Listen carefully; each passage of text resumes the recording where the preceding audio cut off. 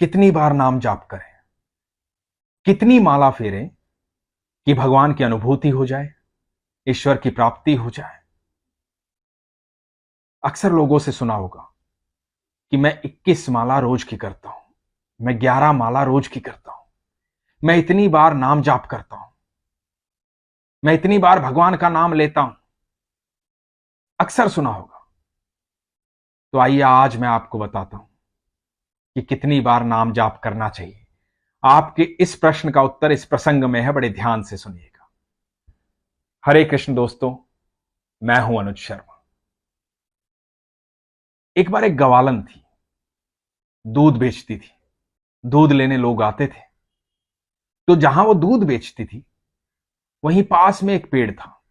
उसके नीचे एक साधु बैठते थे। वो माला जाप करते रहते थे। वो साधु रोज देखते थे कि ये गवालन जो दूध बेचती है बड़ा नाप करके दूध देती है सबको। जो भी आता है बड़ा नाप करके दूध देती है। लेकिन एक युवक आता है, उसे हमेशा बिना नापे दूध देती है। मुस्कुराएगी, उसे बिना नाप के दूध दे देगी, जितना चाहिएगा उतना दे देगी, कभी गिनती नहीं करेगी। लेकिन बाकी कोई भी आएगा ना, उसे नाप करके दूध देगी। ये साधु वहां बैठे बैठे माला जाप करते हैं। एक दिन इनसे रहा नहीं गया।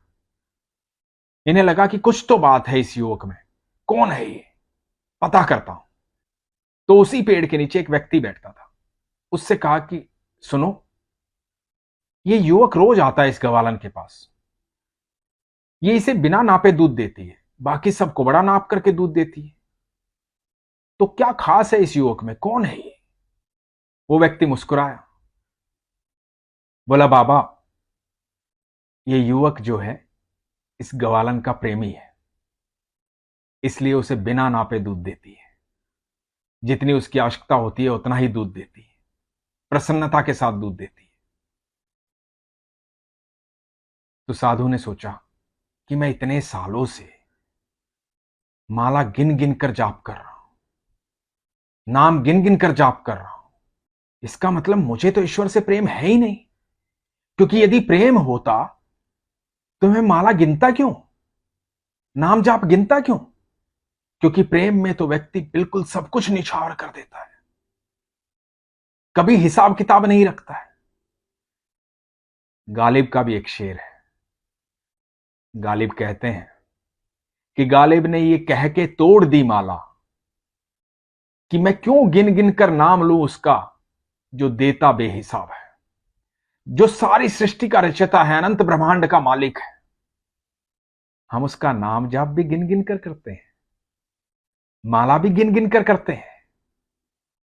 हम हिसाब रखते हैं, जिसने बेहिसाब दिया है, इतना दिया है, इतना दिया है, अथाह दिया है, सब कुछ तो दिया है उसने।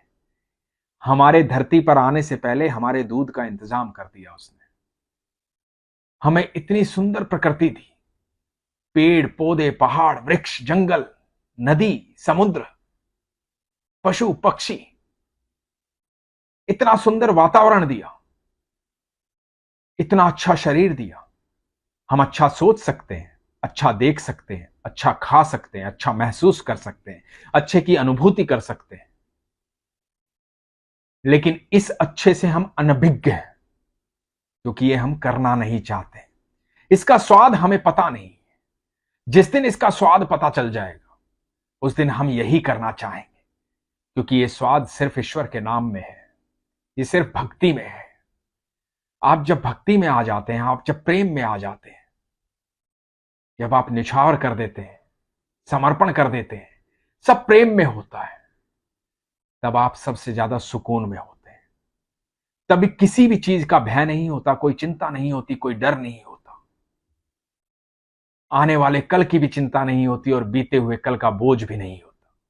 और वर्तमान में तो आप प्रसन्न हैं, क्योंकि दो ही तो चीजें हैं जिसकी चिंता व्यक्ति करता है, एक बीता हुआ कल और एक आने वाला कल। दोनों ही अस्तित्व में नहीं है, अस्तित्व में है आज, अभी, यही क्षण।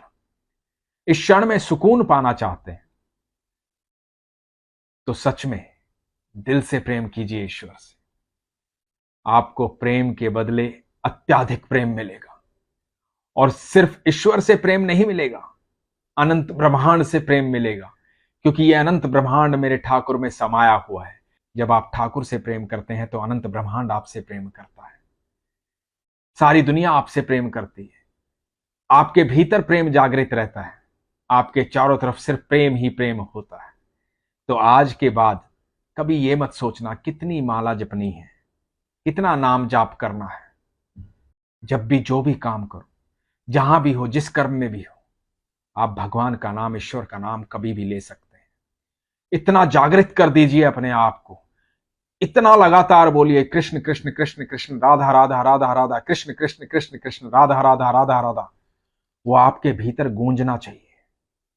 आपकी ऊर्जा बदल जाएगी, आपके चेहरे पर अलग तेज आ जाएगा।